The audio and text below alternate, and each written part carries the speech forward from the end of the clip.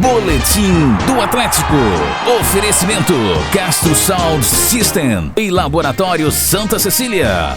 Chegando com as informações do Galo nesta segunda-feira, dia de encerramento da preparação na cidade do Galo para enfrentar o Caracas amanhã, jogo 7 da noite, pela última rodada da fase de grupos da Copa Libertadores.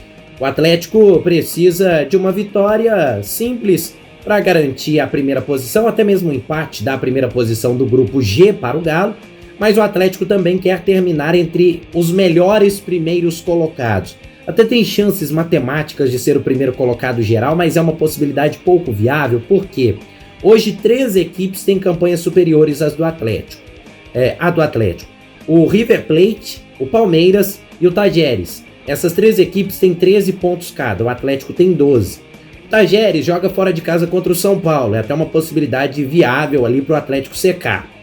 Mas o Palmeiras joga em casa contra o São Lourenço e o River Plate também joga em casa contra o Deportivo Táchira da Venezuela. Então, digamos que o cenário mais racional seria o Atlético pensar em terminar com a terceira melhor campanha entre os primeiros colocados para ter vantagens e só não decidiria em casa até as semifinais se enfrentasse o Palmeiras ou o River Plate em algum momento. O técnico Gabriel Milito tem dúvidas na montagem do time titular. Primeiro, ele conta com a volta do Hulk. Na semana passada, diante do Sport, o Hulk foi liberado para resolver problemas particulares, mas dessa vez está de volta. Agora, sem o Otávio no meio-campo, no jogo passado ele optou pelo Igor Gomes. Não deu tão certo, tanto é que no intervalo ele volta o Batalha para o meio de campo e forma a zaga com o Igor Rabelo e com o Rômulo.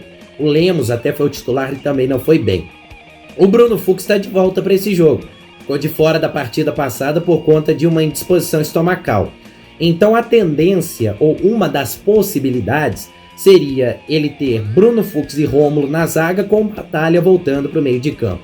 Hoje, inclusive, o Rômulo foi quem concedeu entrevista coletiva na cidade do Galo. Sempre tem aquela galera um pouco mais supersticiosa de que, seguinte, se ele conceder entrevista coletiva é sinal de que vai jogar.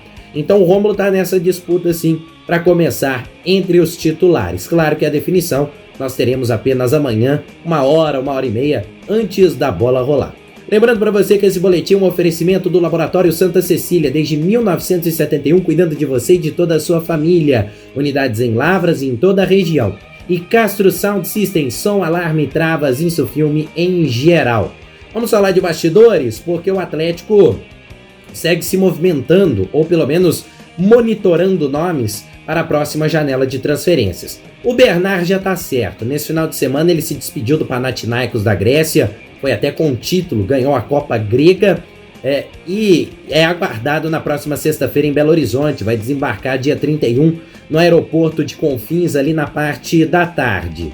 Júnior Alonso, esse está na pauta do Atlético há algumas semanas, e no final de semana ele fez uma publicação que até deu uma agitada no torcedor atleticano. Ao encerrar a participação com o Krasnodar pelo campeonato russo, ele fez um post com a seguinte legenda: "Obrigado por tudo, Krasnodar", dando ainda mais força a esse rumor de que ele vai voltar ao Atlético. Entre o Júnior Alonso e o Galo, tá tudo praticamente certo, mas ainda precisa da definição com o Krasnodar, e ele tem contrato com o Krasnodar até o meio do ano que vem, então o Atlético ainda precisa resolver essa pendência. Outro nome que surge como uma possibilidade, dessa vez para o meio de campo, é o do Matheus Henrique, volante de 26 anos, que pertence ao Sassuolo da Itália. Foi revelado pelo Grêmio, medalhista olímpico com a seleção brasileira em Tóquio no ano de 2021.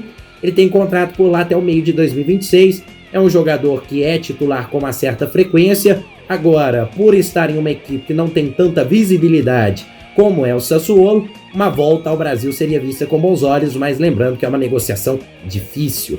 Essas as informações do Galo nesta segunda-feira. Rafael Mendonça para o Lavras TV. Boletim do Atlético. Oferecimento Castro Sound System e Laboratório Santa Cecília.